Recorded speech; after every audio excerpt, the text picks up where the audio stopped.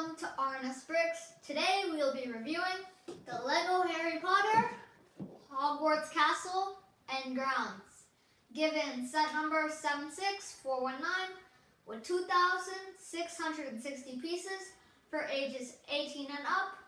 This set comes with one minifigure, the Architect of Hogwarts. This set is 13.5 inches long and 8.5 inches tall and retails for $170 US. Make sure to stick around to the end of the video to see if the Lego Hogwarts Castle and Grounds is worth the $170. Now let's take a look at the Architect of Hogwarts.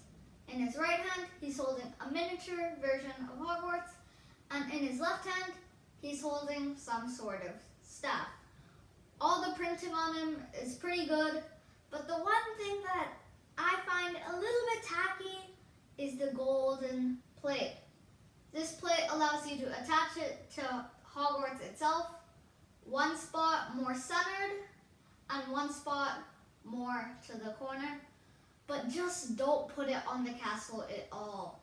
It just really takes away from the castle and makes it look worse. So just put it off to the side to make it look better. Now let's take a closer look at the Hogwarts Castle. I was quite surprised on how big the castle actually is, but that's not necessarily a bad thing because it displays very nicely. I was also pleasantly surprised with the build flow of the model. Instead of building the base and raising the platform like some other architecture sets and dioramas, the manual has us build the model in small sections with some rock work and underground rooms. I don't think there is a more iconic place in the movies other than the Hogwarts Castle itself. The black base features the model's name and also includes the black lake in two different colors, light blue and dark blue, to convey depth. The simple build of the Durmstrang ship jumping out of the water makes for a great Goblet of Fire reference. On the other side of the build, we get to see the boathouse, where first-year students access the castle grounds going up the stairs leading to the Great Hall. On the shield piece on the Great Hall, you can see a clock that is printed. Underneath that, we can see a printed doorway and the courtyard. The Great Hall just looks incredible, and the angle that it's built at is just amazing.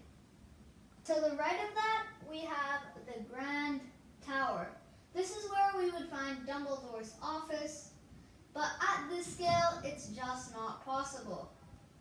On the back side of the Great Hall, we have a printed window and a pathway that leads into another building and a courtyard. Sorry if I'm wrong, but I think this courtyard is actually the Transfiguration courtyard from Hogwarts Legacy. Next to that, there's a small bridge with water underneath. Leading across, we have some nice printed windows and the Astronomy Tower, which looks really good on this side, but on the other side, not so much. The best micro build in this set, in my opinion, is the Whomping Willow with the Weasley's car up in its branches. It's just amazing. To the right of that, we have Professor Sprout's greenhouses, using a lot of clear cheese slopes to achieve this look. Just above that, we have some more printed window pieces. It's actually crazy how many printed pieces are in the set. Lego really went the extra mile with all the printed parts. To the left of the greenhouses, we have the Viaduct Bridge, which looks rather large crossing the valley, but the bridge has a very neat look to it. There are some green pieces on the rockwork to represent different types of vegetation. The crystal element in sand green and the ice cream element in dark green both represent trees. Finally, finally, the last thing on the exterior is the Beauxbaton's carriage, which is another good reference to the Goblet of Fire. Moving on to the interior, we have the Chamber of Secrets, with a head peeking through from the back. The next room is the Devil's Snare and the Chamber of Winged Keys. Not as exciting as the Chamber of Secrets, but it's still there. Next up, we have the Magic Chessboard, but it only has 4 pieces on each side, so it's not regulation. Next, we have the final room from Harry Potter and the Philosopher's Stone. It has the Mirror of Erised. Last but not least, we have the Potions Classroom in the Dungeons, which looks really good in my opinion, with the printed windows and the printed shelves. In the middle, we have a grey stud, which is supposed to represent a cauldron.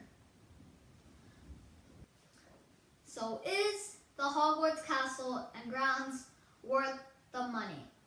I think it absolutely is.